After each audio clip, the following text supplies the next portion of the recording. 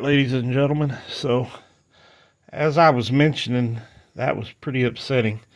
I had to go get what some of you might know as a spud crescent. Basically, that's a crescent wrench with a lot of leverage behind it, and I was finally able to break that factory seal nut off there with that. Wasn't going to happen with just a socket and holding that. So if you're having trouble, you may need to get some wrench, a leverage, or maybe a little cheater bar to get that off. But it was obviously on there way too tight for just a socket and a wrench holding that. So we're going to continue to review some other things on this mower.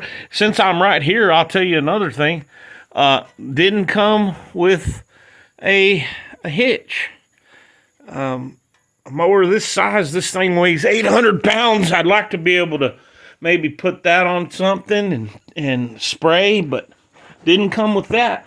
And not only that, when it mounts to that, you're looking at, that looks like 1/8 inch plate.